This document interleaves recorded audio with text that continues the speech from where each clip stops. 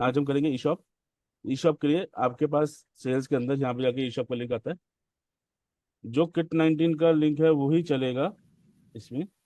अभी आप जो ई शॉप देख सकते हो प्रोसेस डेमो से देखिएगा। अगर कोई भी डेमो दे रहा हो तो प्रोसेस डेमो से लिंक दीजिएगा, वरना आपको दूसरे अकाउंट कोई भी खोलेंगे तो उसमें क्या होगा, आपको उसके ई शॉप बनानी पड़ जाएगी, तो आपको लंबा काम हो जाएगा। तो ई शॉप का डेमो प्रोसेस डेमो से दीजिएगा। देखिए, ये आपका बैकएंड है ई शॉप का जो दिख रहा है, और ये ऐसा कुछ फ्रंट एंड दिखता है। अगर आप देखेंगे, देखिए फ्रंट एंड है ई शॉप का।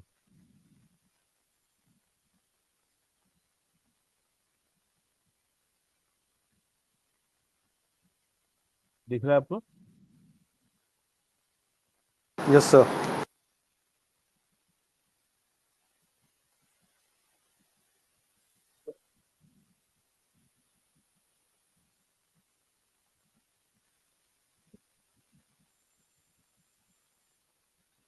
ये सारे मेन हेडर्स हैं या कैटेगरीज कह लूँ, जैसे मेंस, जीन्स, ट्राउजर, ये आपका आ रहा है। All plain shirts, party main, ये आप इस पर क्लिक करेंगे, अगर उस कैटेगरी में कुछ हुआ तो आ जाएगा, वरना आप उसकी सब कैटेगरी में क्लिक करेंगे तो आपके डिटेल्स उसमें जो आइटम होंगे आपको दिख के आ जाएंगे। यहाँ पे add to cart, quick add, buy now, wish list, सारे ऑप्शन अवेलेबल है। ठीक है, आपके टॉप सोल्ड प्रोडक्ट्स यहाँ पे आएंगे। तो आपकी पूरी एक तरीके से ई कॉमर्स प्लेटफॉर्म इसमें रेडी है, जो आप इसको फ्रंट एंड का दिखा सकते हैं। ये है फ्रंट एंड क्लाइंट का। अब मैं आता हूँ बैक एंड पे। बैक एंड में क्या आता है, जब भी आप कोई साइन अप करते हैं, मतलब या ई शॉप खोलेंगे, ये तो मैंने अकाउंट बना रखा है इसलिए आ रहा है, वरना सबसे पहले आएगा आप किस डोमेन पे उस ई शॉप को चलाना चाहते हैं।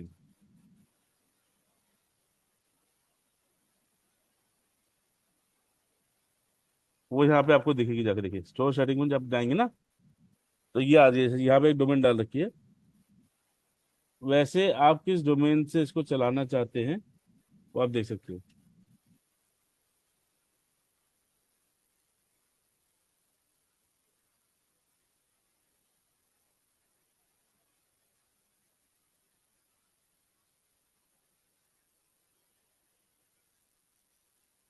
ठीक है, आप यहाँ पे डोमेन डाल सकते हैं। यहाँ पे आपकी कंपनी का लोगो आएगा, जो यहाँ पे लोगो अपीयर होता है। कंपनी का store, email ID, customer care email ID, store का name, owner last name first name, GST number, PAN number, address, phone number, country code, standards क्या हैं, फेसबुक के, इंस्टाग्राम के, लिंक्डइन के, यूट्यूब के, ट्विटर के, आपके यूआरएल्स, ये सारी चीजें आप यहाँ पे डाल सकते हैं स्टोर के अंदर। ठीक है, जब आप ये डाल देते हैं तो आपसे थीम सेटिंग करने को कहा जाता है। थीम सेटिंग ऐसे आती है, थीम में आपके पास अभी करंटली एक ही है, जो कलर है ब्लू रेड ग्रीन। ये ब्लू रेड ग्रीन आपको मिलेगा, ये वाला जो कलर दिख रहा है ना यहाँ पे, ये ब्लू रेड ग्रीन क्या चाहते हैं वो कलर आ जाएगा आपका। ये होम स्क्रीन के लिए जाते हैं, अबाउट अस के लिए जाते हैं, कॉन्टैक्ट के लिए जाते हैं, वो सेव कर सकते हैं।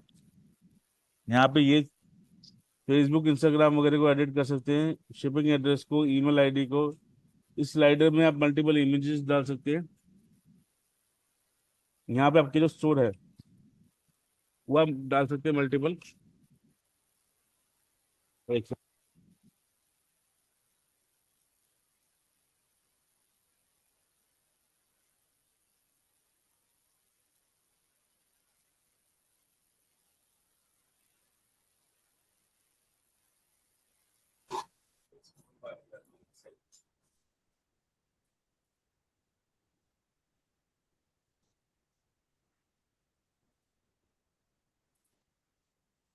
जी, तो ये यहाँ पे आपको डाल सकते हैं। यहाँ पे आपके कलेक्शन आ सकते हैं। अब कलेक्शन क्या होते हैं, जैसे विंटर कलेक्शन, समर कलेक्शन, या फिर कुछ ऐसे कलेक्शन जिस पर आप डिस्काउंट दे रहे हैं तो आप वो कलेक्शन बना सकते हैं। ऐसे ही आपकी पूरा कंटेंट रेडी हो जाएगा। ड्रैग एंड ड्रॉप है, सारी चीजें उसमें डिफाइन दे रखी है। अगर कोई इमेज भी डालनी है तो इमेज के बारे में लिखा है कि इमेज को किस डायमेंशन में चाहिए हमें, तो यहाँ पे डाल के इसको अपलोड कर सकते हैं। देन कम सेटिंग्स, आपकी वापस आती है legal page setting. Legal page में आता है refund policy, return policy, exchange और टर्म्स एंड कंडीशन के बारे में। ऑर्डर सेटिंग, ऑर्डर नंबर किससे स्टार्ट हो, किस क्या ऑर्डर नंबर की सीरीज होनी चाहिए वो आप डिफाइन कर सकते हैं ऑर्डर सेटिंग के अंदर। पेमेंट सेटिंग, पेमेंट के क्या क्या मोड आप लेना चाहते हैं, कैश, चेक, प्लेस, जैसे आप जो लिख देंगे वैसे आएगा। पेमेंट गेटवे लगाना चाहते हैं, पेमेंट गेटवे भी लगा सकते हैं इसके अंदर। ये सारी चीजें ऑप्शन अवेलेबल हैं। Then come tax setting. Sir तो इसमें प्रोडक्ट वाइज वो लगा सकते हैं क्या, अलग कैटेगरी पे अलग पेमेंट? मान लो मैं एक सोर्स कर रहा हूँ किसी वेंडर से, जहां से आपके मुझे। जो भी सेटिंग होगी सब प्रोडक्ट्स के लिए एप्लीकेबल होगी। अच्छा, सेम होगी सबके लिए, ठीक है सर। टैक्स सेटिंग, आप जीएसटी के लिए हिसाब से बनाया हुआ है, जीएसटी के एचएसएन कोड वगैरह डाल दिए गए हैं। अगर कोई एडिट वगैरह करना हो तो आप इसको यहाँ से आप एडिट कर सकते हो चीज़ों को लेकर। नोटिफिकेशन सेटिंग्स, कि अलर्ट आने पे, ऑर्डर आने पे क्या जाए, नया क्या हो, वो सब चीज़ें आप इसके अंदर अलर्ट सेट कर सकते हैं, डिफाइन कर सकते हैं। तो ईमेल और एसएमएस के थ्रू नोटिफिकेशन जा सकती है आपकी। शिपिंग सेटिंग, शिपिंग मतलब अभी वैसे एज सच शिपिंग का वेंडर से हमारा कोई टाइप नहीं है इसके अंदर, ये हमने आगे फ्यूचर में देख के बनाई हुई है। अभी आप खाली सेटिंग्स डाल सकते हैं यहाँ पे। प्रोडक्ट सेटिंग, प्रोडक्ट सेटिंग आता है अगर बाई चांस किसी प्रोडक्ट की आपने इमेज नहीं डाली तो बाय डिफॉल्ट इमेज कौन सी शो हो, ये वो है, और क्या नेम डिस्प्ले वगैरह हो जाए यहाँ पे। वैसे ही कलेक्शन की अगर कोई आपने सेटिंग नहीं डाली है या इमेज नहीं डाली है तो आप इसकी कलेक्शन की भी आप इसमें डाल सकते हैं। देन कम्स कूपन सेटिंग, इसमें आप 3 तरीके के कूपन बना सकते हैं। सिंपल वे में कूपन बनेगा आपका, पहला डिस्काउंट वाला चाहिए या फ्रीबी वाला चाहिए या अदर्स है। आप डिस्काउंट वाले का नाम देते हैं कोई सा भी, जैसे आप देते ABCD 200 सपोज, उसका कूपन कोड भी यही देते हैं आप, और डिस्क्रिप्शन लिखते हैं किसकी सब हो, कुछ भी। नेक्स्ट किया,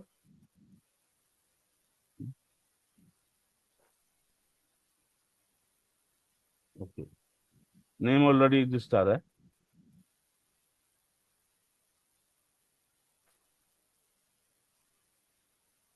अब ये कोई सिलेक्टेड प्रोडक्ट के लिए एप्लीकेबल है, कलेक्शन के एप्लीकेबल है, या फिर किसी क्राइटेरिया के एप्लीकेबल, जिस भी चीज के लिए एप्लीकेबल होता है वो आप उसको सिलेक्ट कर सकते हैं। नेक्स्ट किया, ये इंक्लूड एवरीवन है या इंक्लूड सिलेक्टेड है। जब सिलेक्टेड करेंगे तो अगर आप ध्यान देंगे तो आपने जो लीड की सर्च बनाई थी वो सारी आ रही है, सेगमेंटेशन बनाए थे ना उनमें, वो सारे सेगमेंटेशन यहाँ पे आपको दिखेंगे।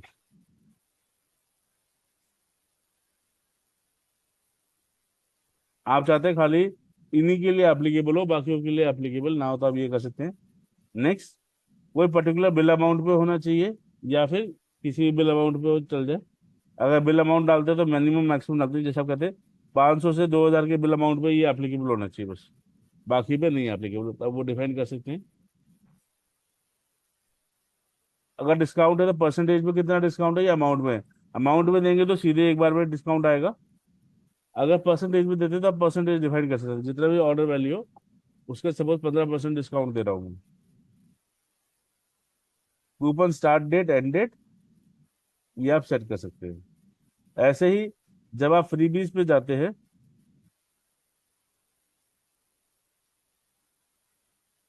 सब चीजें सेम चलती है आपकी,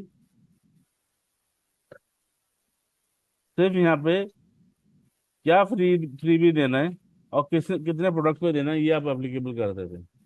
ये क्वांटिटी जाएगा, 2 क्वांटिटी जाएगा, वो आप एप्लीकेबल कर देंगे, बाकी सब चीजें एज इट इज चलती रहेगी। इसमें कोई डाउट कूपन सेटिंग में? एंड नाउ इसी के अंदर एक ऑप्शन और आता है, लॉयल्टी। लॉयल्टी मीन्स कितने रिपीट कस्टमर्स आप लेके आ रहे हैं अपने पास। तो इसके अंदर आपकी लॉयल्टी के लिए हर अपना अकाउंट अपने, जैसे सबकी अलग अलग धारणा होती है, कोई पॉइंट्स देना चाहता है, कोई कॉइन्स देगा, कोई रिवॉर्ड देना चाहते हैं, जैसे भी आप उसको नाम देना चाहते हैं वो नाम लोगो आप कर सकते हैं। और 10 पॉइंट कितने इक्वलेंट ऑफ इंडियन करेंसी में होंगे वो डिफाइन कर सकते हैं।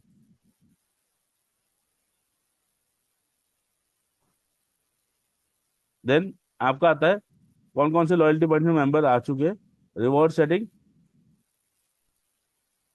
आप इसमें सबके रिवॉर्ड्स बना सकते हैं, जैसे लीड रिडीम्स लॉयल्टी पॉइंट्स, एक बार में कितने रिडीम कर सकता है, रेफर करता है तो कितने आएंगे, रेफर प्लेस ऑर्डर करता है, सब्सक्राइब टू न्यूज लेटर करता है, रिव्यू ऑफ प्रोडक्ट करता है, लीड्स बर्थडे, ये सारी चीजों पे आप उसको रिवॉर्ड सेटिंग कर सकते हैं। जैसे वो कहते हैं क्लाइंट ने साइन अप किया, उसको मैं 300 पॉइंट दे दूं, उसने कोई प्रोडक्ट परचेज किया, जितने का अमाउंट का ऑर्डर परचेज है उस हिसाब से हर एक पॉइंट मिलता है, 500 का खरीदा तो 500 पॉइंट्स मिलते हैं उसको। तो आप डिफाइन कर सकते हैं, ऐसे आप रिवॉर्ड रिडम्पशन सेटिंग कर सकते हैं कि रिडम्पशन कितने में हो, कितनी वैल्यू पे हो, ऊपर पूरा आप सेट इसके अंदर आपका डिफाइन हो सकता है। इसमें कोई डाउट? जब मैं तो कस्टमर्स पे, आप कस्टमर पे देखेंगे, कस्टमर के अंदर आपको कस्टमर का नाम आएगा, कितना उसने कब साइन अप किया, पहली बार ऑर्डर कब प्लेस किया, लास्ट सेल कब आई थी, कितने का बिजनेस दे चुका है, कितना अमाउंट हम रिफंड कर चुके हैं, कितने ऑर्डर टोटल ऑल बनते हैं, और उसके लॉयल्टी पॉइंट्स क्या है, ये देखिए। सर तो एक बार जब उसने रिडेम्पशन कर ली है तो अब क्या दिखेगा, उसका टोटल दिखेगा, कट के दिखेगा, या दोनों दिखेगा? अगर उसने रिडेम्पशन कर ली है तो उसके पॉइंट्स में से माइनस होएगा ना, अब दिखेगा क्या, विजिबल क्या होगा हमें जीरो स्क्रीन पे? दिखेगा ना, पॉइंट्स में तो जीरो आ जाएगा अगर रिडीम कर चुका है। अच्छा, अब लेकिन इसकी चार्ट हिस्ट्री में भी। हिस्ट्री में दिखेगा सब कुछ, ठीक है। हिस्ट्री तो ऐसी रहेगी। आप बैंक में से पैसा निकाल लेते हो, बैंक स्टेटमेंट में तो आता ही है ना कि कब आया था कब, वैसे ही दिखेगा। ठीक है, मैंने कौन से ऑर्डर दिए वो यहाँ पे दिख जाएंगे। ये प्रोसेस जब एक बार थोड़ा ध्यान से चलाएगा क्योंकि लॉग आउट हो जाता है, रीजन बीइंग इसके अंदर जब हमने ईशॉप बनाया वो 3 बार चेंज हो चुकी है, तो उसका डेटाबेस आधा इधर है आधा उधर है। ठीक है, अब इसके बाद आते हैं वेंडर्स पे। वेंडर्स आपका ये है कि आपने कितना ऑर्डर लिया किस वेंडर से, कितना सप्लाई कर चुका है यूनिट, प्रोडक्ट कितने सप्लाई कर रहा है, और कितने यूनिट हम उसको रिटर्न कर चुके हैं। सिंपल, कितनी आउटस्टैंडिंग है वो सब चीजें इस पे नहीं पता लगता। क्लियर? अब मैं आता हूँ कैटेगरी। प्रोडक्ट वाइज डिटेल देख सकते हैं इसमें, वेंडर को क्या दिया है? वेंडर ने हमें कौन से सर्विस देता है वो सब देख सकते हैं। सिर्फ हम बिलिंग वाला पोर्शन, वो नहीं आता, प्रोडक्ट कौन सा सप्लाई कर रहा है वो देख प्रोडक्ट सकते बाकी है। ठीक है। सर अगर कस्टमर का रिटर्न एक्सचेंज का हो तो वो दिख सकता है? हैं। मैं अभी कस्टमर पे आया हूँ पापा। नहीं। फिर अब मैं आता हूँ प्रोडक्ट की कैटेगरी पे। अब प्रोडक्ट की कैटेगरी पे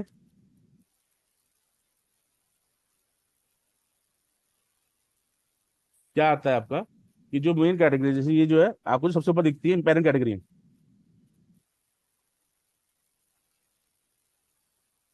और जो नीचे है उसकी चाइल्ड कैटेगरी आती है। तो अगर एक अकाउंट में मिनिमम एक पेरेंट अकाउंट हो सकता है, और मल्टीपल कितने भी हो सकते हैं पेरेंट अकाउंट।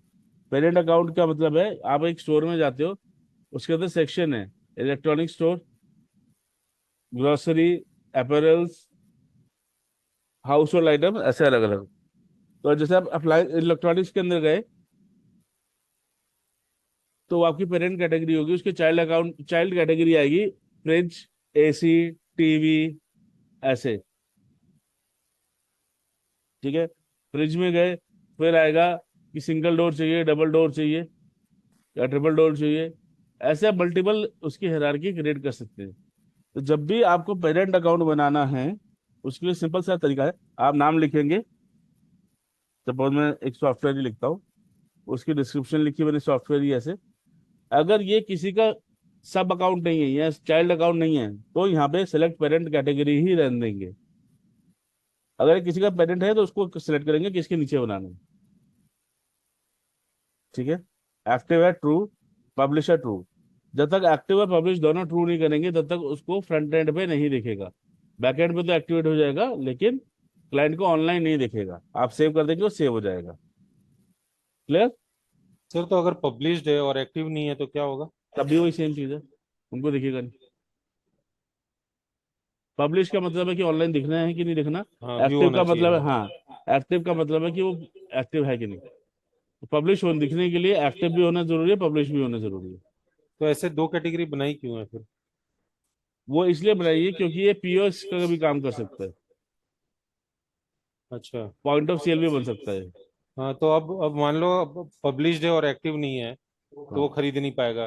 और एक्टिव है तो फिर पब्लिश क्यों नहीं करेंगे? जरूरी नहीं है, मैं चाहता हूँ ना कि जो मेरे पास ऑफलाइन क्लाइंट है मैं खाली उन्हीं को सेल करूंगा आइटम। मैं तो ऑनलाइन, ऑफलाइन ऑफलाइन चीज है तो वो ई कॉमर्स में करेगी क्या? ये उसको दोनों ऑप्शन ही क्यों चाहिए? ये दोनों ऑप्शन है इसमें। ऑफलाइन और ऑनलाइन दोनों सेल बिल काट सकते हैं इसमें आप। अच्छा, ठीक है, मतलब कोई है जिसका ई कॉमर्स भी है और स्टोर्स भी हैं, हाँ। तो उसमें वो पब्लिश्ड है और जो एक्टिव नहीं है वो अपने स्टोर से बेच सकता है, हम्म, और पीओएस पे उसकी बिलिंग हो सकती है। जी। यही कॉन्सेप्ट है सर? ठीक है। Then come products. प्रोडक्ट ऐसे दिखते हैं कि कितना प्रोडक्ट है आपके पास, कब ये आया था, एक्टिव है, सोल्ड कितना हो गया, फुलफिल मतलब ऑर्डर का हमने डिस्पैच के लिए कितना रेडी हो चुका है, कितना रिटर्न आ चुका है, कितने लोगों ने ब्राउज किया, कितने लोगों के इन कार्ट है, कितनों के विश लिस्ट में, और कितनों के इन्वेंट्री पे है। मतलब इन्वेंट्री कितनी बची है अभी इसकी हमारे पास। अगर आप देखेंगे, मैं इस पर क्लिक करता हूँ ब्राउज पे, तो जिस जिस कस्टमर ने ब्राउज किया होगा उसकी हिस्ट्री आ जाएगी। एक कस्टमर का नाम है, इस पर क्लिक करूंगा तो कस्टमर का आगे अगेन हिस्ट्री आ जाएगी कि उसने क्या क्या खरीदा है। तो ये पूरा इंटर डिपार्टमेंट हमने बना रखा है, अगर देखना चाहे तो। सर, अगर मैं कोई कैटेगरी है जिसकी लिस्टिंग तो चाहता हूँ, लेकिन मैं उसको आउट ऑफ स्टॉक दिखाना चाहता हूँ, ये नॉर्मली रहता है हमारे पास लेकिन अभी आउट ऑफ स्टॉक है, वो चीज कर सकते हैं इसमें? क्या है तो। मतलब एक कैटेगरी है, उसका एक प्रोडक्ट है जो मेरे पास अवेलेबल होता है ई कॉमर्स में, लेकिन अभी वो आउट ऑफ स्टॉक है बिकॉज ऑफ डिमांड, तो मैं पब्लिश करके उसको दिखाना चाहता हूँ कि ये अभी आउट ऑफ स्टॉक है, ये हो सकता है?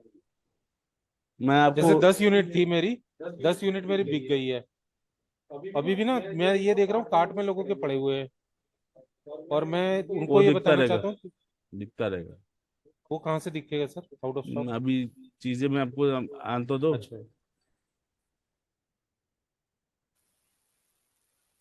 अब जब प्रोडक्ट डालने आते हैं, प्रोडक्ट का नाम, डिस्क्रिप्शन, यहाँ पे आप 6 इमेज डाल सकते हैं प्रोडक्ट की, इसी डायमेंशन में जो मेंशन है ऊपर।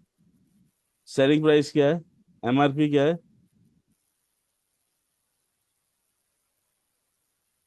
एसकेयू, बार कोड,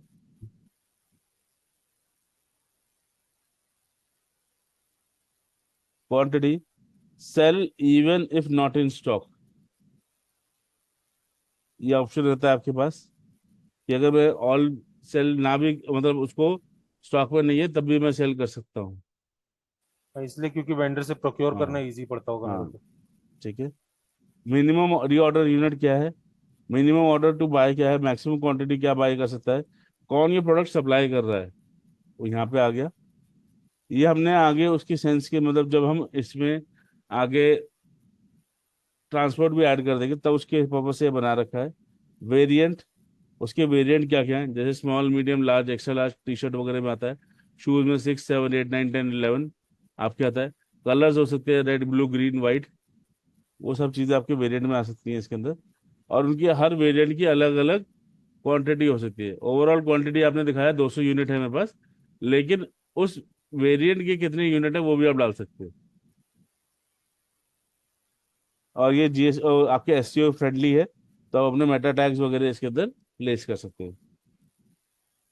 यहाँ पे आता है कब एक्टिवेट हुआ, कब पब्लिशिंग इसकी स्टार्ट हुई, किस कैटेगरी के अंदर जाएगा ये प्रोडक्ट, टैग क्या है, रिटर्नेबल है कि नहीं है, अगर है तो कितनी डेज के अंदर है, एक्सचेंजेबल है कि नहीं है तो कितनी देर में, शिपेबल है, इंक्लूडिंग टैक्स है या एक्सक्लूडिंग टैक्स है, अगर टैक्स इंक्लूड पे टिक नहीं है तो कितने परसेंट जीएसटी लग रहा है इस पे। ये पूरा डाल के आप सेव कर सकते हैं। आपकी इन्वेंट्री के अंदर ऐसा दिखता है फिर ये कि मेरे पास इतना है, इसके वेरिएंट इतने हैं, इन्वेंट्री इतनी है।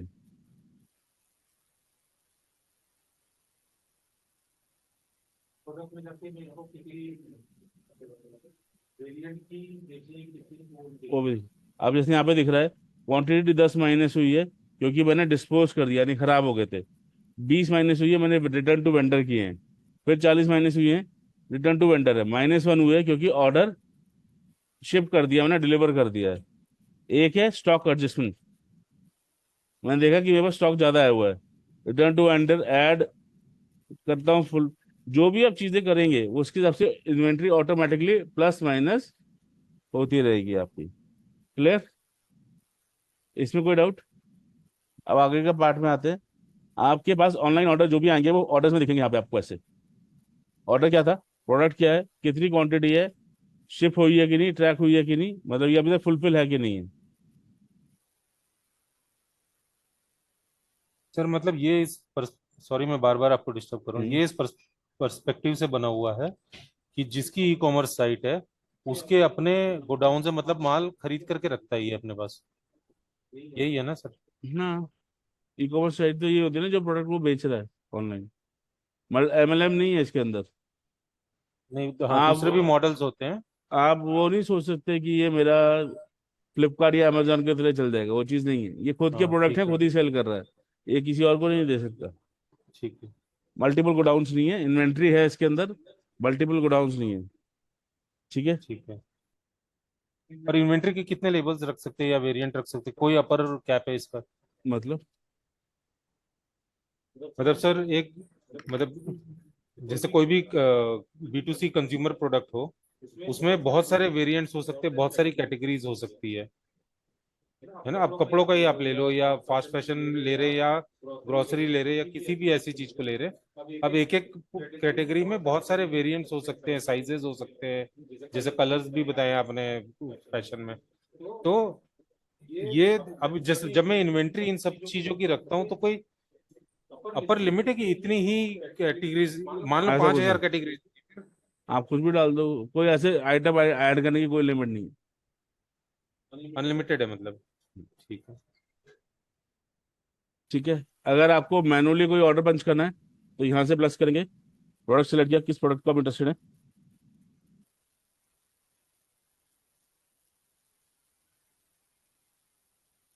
क्वांटिटी डाली, डिस्काउंट अगर कोई देना चाहते हो आप,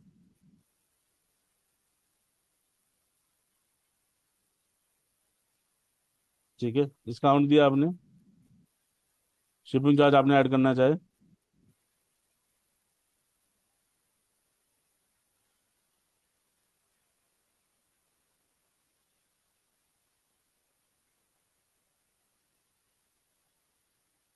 सर तो ये सारा मैनुअल होगा? ये तो मैनुअल बिल काट रहा हूँ ना मैं, ये तो मैनुअल बिल काट रहा हूँ। ऑनलाइन वाले तो अपने भी आ जाएगा वहाँ पे फ्रंट पे, ठीक है सर। ये तो मैनुअल तो बिल। अब ठीक है। किसके मतलब नाम जैसे पे, ऑनलाइन होगा तो लॉजिस्टिक मतलब जो भी चार्जेस होंगे पिन कोड के हिसाब से चाहें तो? वो अपने भी आ जाए, वो वहाँ पे तो आएगा। ठीक है। ठीक। पेमेंट कैसे करनी है सिलेक्ट किया और ऐड कर दिया, बिल कट गया उसके नाम पर। ठीक है। अब अब ये यहाँ बिल को? यहाँ पे देखिए, फुलफिल का मतलब है ऑर्डर फुलफिल होकर डिस्पैच हो चुका है, सब क्वांटिटी मैच हो गई है। इसके अंदर भी अनफिल्ड है, मतलब ये डिस्पैच नहीं किया है। यहाँ पे शायद लॉग आउट हो जाएगा, मैंने जैसे बताया था, लॉग आउट हो जाएगा।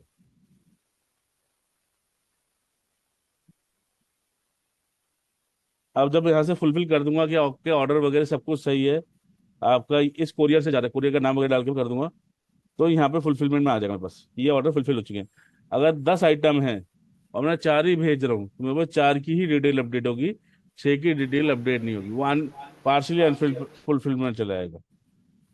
जिससे आपको ध्यान रहे कि आपने क्या किया है इसके साथ। यहाँ पे स्टेटस देखता है, ओवर पेड, पेड, अनपेड, यानी अगर क्लाइंट ने ज़्यादा पेमेंट कर दिया तो वो भी दिख जाता है यहाँ पे, वो भी आप चेक कर सकते हैं। कोई रिटर्न आया है, क्लाइंट ने मेरे को रिटर्न कर दिया है, तो मैं यहाँ पे रिटर्न अपडेट करूंगा, उसके अंदर मैंने स्टेटस क्या लिया है, उसको मैंने पैसे रिफंड कर दिए हैं, एक्सचेंज कर दिया है, उसका जो भी स्टेटस रहा है वो आप यहाँ से देख सकते हैं कि मैंने उसको एक्सचेंज कर दिया है, रिटर्न कर दिया है या रिफंड किया है। तीनों स्टेटस आ सकते हैं, एक्सचेंज, रिटर्न, रिफंड। एक्सचेंज का मतलब होता है कि उसने एक चीज ली थी, मैंने दूसरी चीज भिजवा दी उसकी जगह, रिफंड का मतलब मैंने पैसे कर दिया, और रिटर्न का मतलब मैंने वही चीज़ वापस भेज दी है। तो आपको ऑर्डर्स का दिखेगा वहाँ पे, कौन सी पेमेंट्स आई हैं वो यहाँ पे दिखेंगी आपको सारी, कि किसकी पेमेंट है, कितनी पेमेंट पेंडिंग है, वो डिटेल्स यहाँ पे दिखेगी। ठीक है, ये आपका पूरा ई शॉप है, जिसमें आप पूरी ऑर्डर ट्रैकिंग कर सकते हैं in terms of manual order purchase करना है, पंच करना है, या फिर आपका ऑनलाइन ऑर्डर लेना है। इसमें आपका मेन अकाउंट से ही लॉगिन होता है, चाइल्ड अकाउंट से लॉगिन नहीं होता है। और जो आपका मेन अकाउंट का यूजर है पासवर्ड KIT19 का, वही यहाँ पे एप्लीकेबल होगा। तो सीओडी के केस में वो पेमेंट कैप्चर कैसे करेगा? COD के केस में तो कोरियर अपडेट करेगा ना, उसका काम थोड़ा ना है। अच्छा, जो भी लॉजिस्टिक पार्टनर होगा वो वो करेगा। देगा, वो लॉजिस्टिक्स से हमारा कोई सरोकार नहीं है इसमें। ठीक है, ठीक है, ठीक है। लॉजिस्टिक का बारकोड अभी नहीं है इसके अंदर। नहीं, बट उसकी एंट्री कहीं पे मेरे पास तो आनी चाहिए ना, अगर वो आप यहाँ बोल पे रहे देखेगी हो। ना पेमेंट में दिखेगी ना कौन सी एंट्री क्या है। ठीक है, मतलब अभी कोई ले रहा है तो उसको मैनुअल एंट्री या लॉजिस्टिक पार्टनर की एपीआई के थ्रू करवानी पड़ेगी। ठीक है, तो ये है हाँ आपका। सर। हाँ था, आप बताइए। सर कस्टमर का अगर पहले से ही एक ई कॉमर्स वेबसाइट हो तो ई कॉमर्स वेबसाइट, उसका मैं क्या इंटीग्रेट, करूँ? नहीं जैसे आप ई शॉप है हमारे पास उसका हम बना के दे, ये किसी का कोई लिंक नहीं हो सकता। ई शॉप इंटीग्रेट नहीं दोबारा होगा। नया बनेगा उसके लिए। अगर उसको ई शॉप ई कॉमर्स साइट वैसे ही है उसकी पहले से, तो अगर आपको मैंने कल याद हो, मैंने कस्टम वेब वो बताए थे, कस्टम इवेंट्स, वो वहां से हाँ लिंक होके चलेगा। ठीक है, ठीक है सर। चलिए, और कोई डाउट? ई शॉप का costing sir sir 30,000 complete sir yearly payment gateway. अलग से लेना पड़ेगा उसे। हाँ जी। सर ये इसमें टिकट रेज या कस्टमर सपोर्ट का ऑप्शन है? कस्टमर सपोर्ट का फ्रंट एंड पे है। जो अच्छा। फ्रंट जो फ्रंट एंड आएगा ना यहाँ पे, वहां पे बात हाँ कर जी सर। सकते हैं यहाँ से। ठीक। यहाँ पे ठीक है ट्रेस सर। वगैरह सब कुछ कर सकते हैं। ठीक है सर। ठीक है, और बताइए। चलिए, थैंक यू।